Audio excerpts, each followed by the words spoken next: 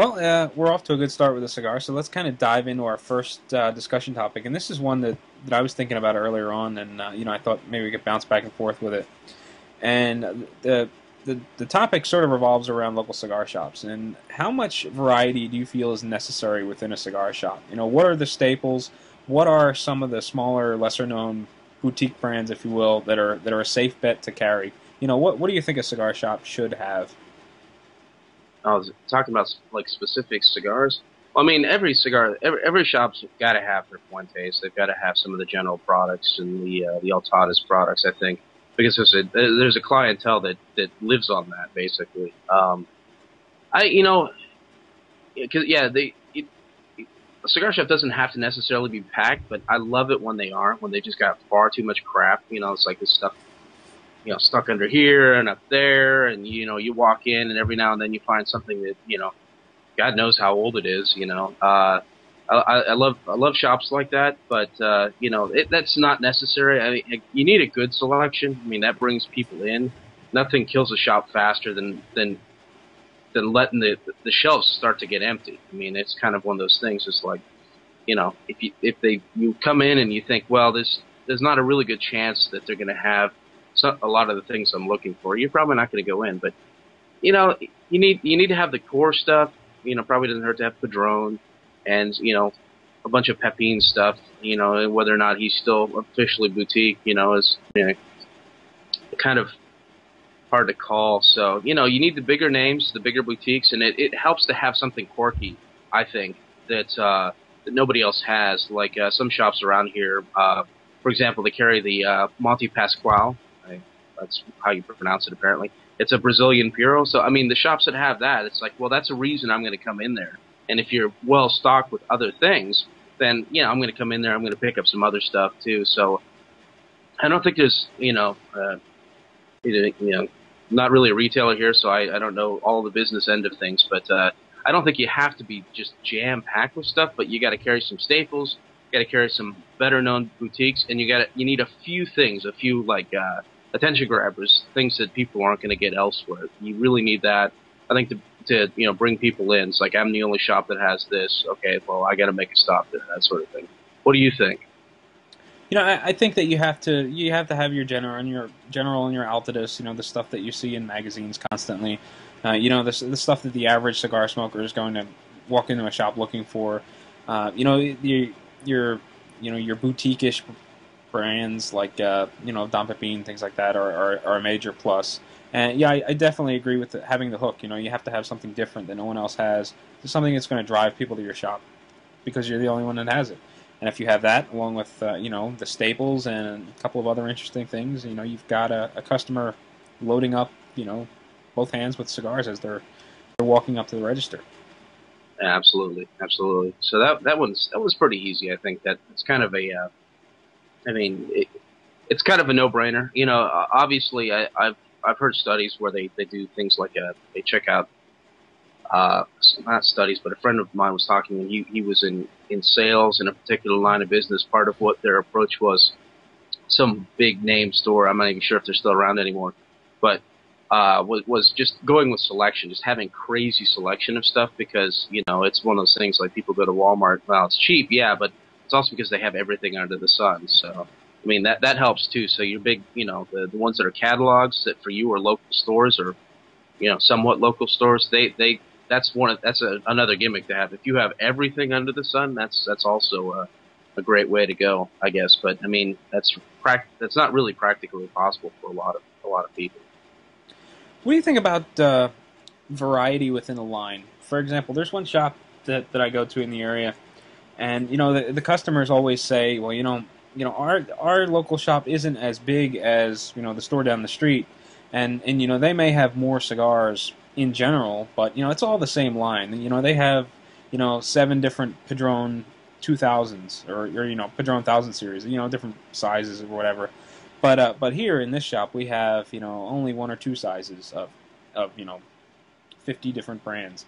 What do you think about something like that? Do you think it's necessary to have all the facings of a particular line, or can you stick to having just two sizes? I think what most I've seen it done in a number of places, a lot of places around here. Because space is there's a ton of good cigars out there. And space is at a premium. So, well, I've seen a lot of people do that. Where the really good sellers, you have all of the entire line, but stuff that sells but not as well. They carry one or two sizes that they like the best, and it works. I mean that works.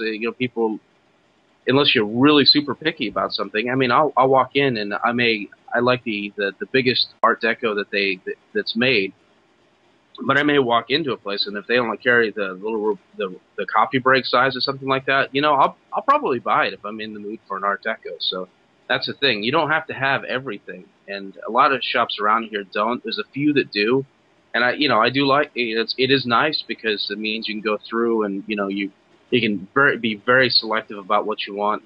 That's great, but you don't have to. It's not. I don't see that as something that is going to keep me from hanging out in the shop. I mean, I hang out at Buckhead Cigar. He doesn't carry everything of every line that he carries. He'll carry. Well, this cigar is pretty good. We're going to carry this particular line of this particular size. Some cases he carries everything, and but in some others he's like, well, I carry what sells. Yeah, in my case, I'm kind of in the minority because I don't smoke a lot of big ring stuff. Uh, this one particular shop carries mostly the larger sizes, the 60 rings, the Churchills, the Toro Extras, stuff like that. So for me, it kind of sucks a little bit because I go in there and I'm kind of walking around in circles, looking for something small because I don't smoke a lot of that big stuff. And that's a good point. I mean, I didn't even think about that. Yeah, I'm not likely to buy many 6x60s. I was just kind of making the assumption that while they might carry that in some lines, they're going to carry smaller, more regular traditional sizes in others. So yeah, Well, it's good. in this case, it's one of those shops where the client base is looking for those larger cigars. I'm not one of the average customers, I guess. So it does work for him in the sense that he's got customers buying the stuff and he's got product moving. Just for my selection standpoint, it's kind of lacking. Yeah, yeah, I can see that. And the truth is the 6x60, the really big, fat, dark cigars. That's what sells. I mean, we're definitely not the ordinary cats walking into that place, looking for our pencil thin cigars. Well, well, well, kind of on the same topic. Jerry was doing a review. I don't know whether it was a Weekend Smoker review, but he had mentioned that he's of the opinion that larger ring gauge cigars tend to have a flavor profile that seems a little watered down in comparison to the smaller ring gauge.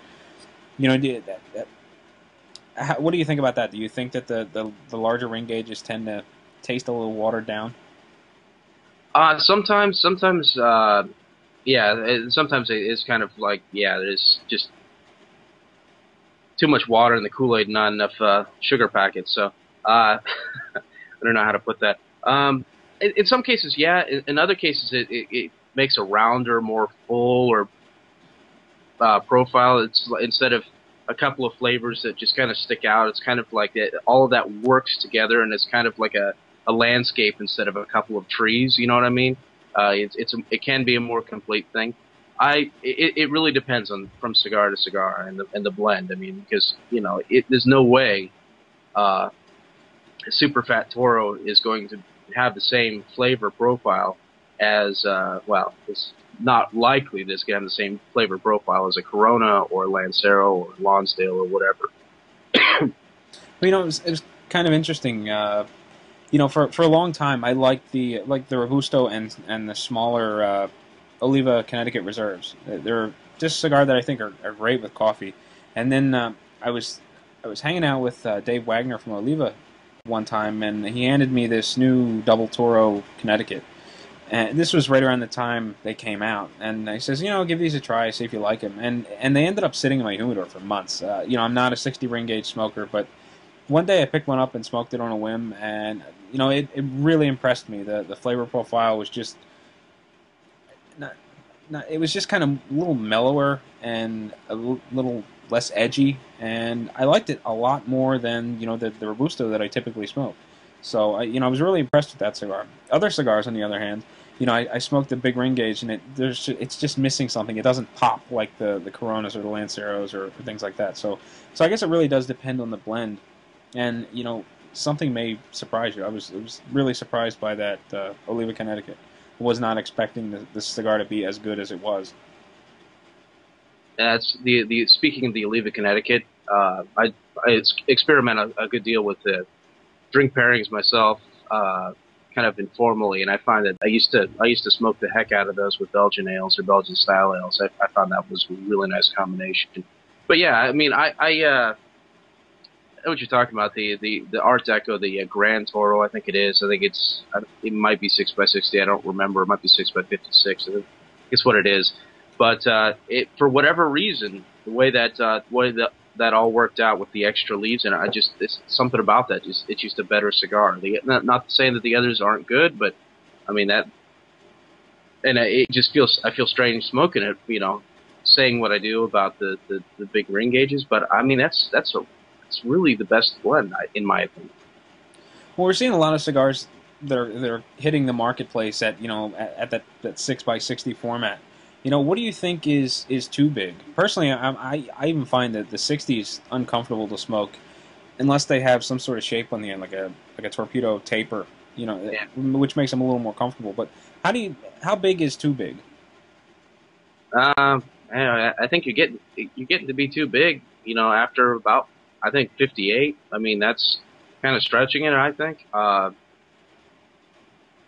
60's really, pretty uncomfortable for me. Anything larger than that is just, I don't think there's, beyond smoking it on a whim. There's just, there's any way I'm going to do it. I guess if you punch the end of it and you just, you lightly kiss the end of the cigar when you're smoking, which disturbs the hell out of me actually thinking about that. But you can pull that off. But it really depends. I mean, yeah, if it's just unless it's some sort of figurado, unless there's some sort of taper or whatever, yeah, it's just not going to be practical. I'd like to, I'm actually kind of interested, or would be interested in seeing. The Java has a waif, the really thin one. Mm-hmm. I'd be interested in seeing one that's about yay big and just a little bit wider than the waif. It could be like 80, but it would be smokable. How crazy would that be? Just like a flattened 80 or something like that. Just see how ridiculously large it could be, but it would be smokable because you wouldn't have to, open your mouth up like a freaking alligator to smoke it. So that would be. I've been thinking about that because box press, you can get away with a lot with a box press, in terms of size and such. I mean, 56, 58 in a box press, if it's done right, if it's at all rectangular, it's really not that uncomfortable to smoke. But yeah, that's something I'm interested in seeing. I want somebody to do it, just so I could try it, just for the heck of it. I don't know if it would actually work or if anybody would actually buy it, but I kind of want to see that. That's an interesting concept, and you're right. The shaped, or at least the box press shapes, they do seem a little more manageable, and they're not so uncomfortable and unwieldy. Yeah. Should run out and trademark that or something. Go put out a patent. When is this going up again? Now, somebody run out there and do it. Anybody who likes the box press, just for me, you send it to me.